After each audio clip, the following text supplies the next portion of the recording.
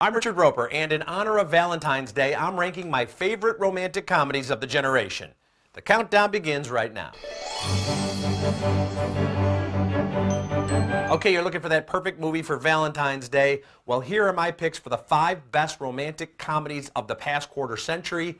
Any of these films would be perfect viewing for you and that special someone, or you and your dog, or you and a giant bottle of wine and a big bowl of regret. We could leap off this rock and it wouldn't hurt us as bad as they did.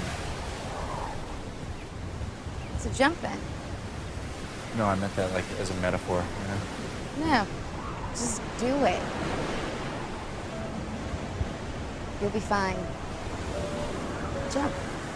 At number 5, let's start with Forgetting Sarah Marshall. Jason Segel is funny and winning as a classic everyman mope stuck in a plot kind of recycled from Frasier. There he is trying to forget the actress girlfriend who dumped him, and she's right next door. Any movie that features puppets, Russell Brand, and Mila Kunis has to be high on my list. It's laugh-out-loud funny, but it's got real heart as well. Can you love a fool? Can you love a player? At number 4, I have the last comedy to win Best Picture, Shakespeare in Love.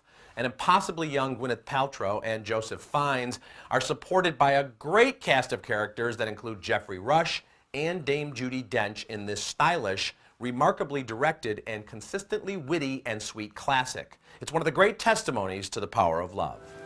Is it still raining? I hadn't noticed. The truth of it is, I've loved you from the first second I met you.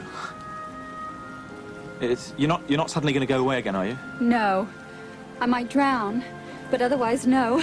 My third favorite romantic comedy of the past 25 years is 4 Weddings and a Funeral. It's the quintessential Hugh Grant movie, and it's one of the most perfectly constructed films of any kind in any era. What a beautifully paced, touching, fall-down funny, and ultimately lovely film. Like most classics in the genre, the laughs spring from genuine circumstances, and there's more than a sprinkling of serious dramatic material as well. This movie never strikes a wrong note. What is going on? I really don't know. No, there is something going on with you. Would you like the long version or the short one? Let's start with the short and go from there.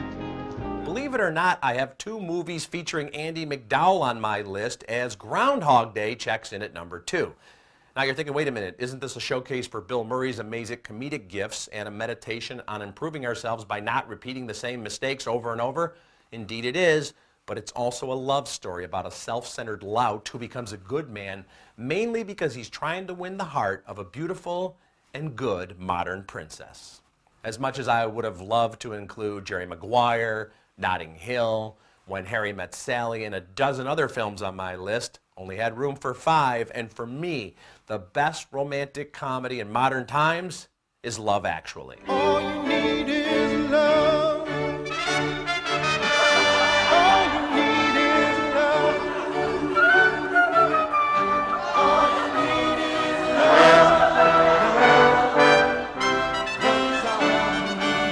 With a cast that includes about half of Britain's greatest talents, this is one beautiful, hilarious, touching, and occasionally heartbreaking film.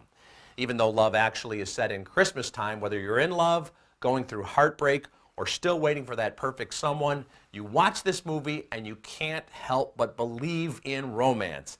Love Actually is quite simply one of the most romantic movies of all time. I'm Richard Roeper, and I'll see you at the movies. Happy Valentine's Day, everybody.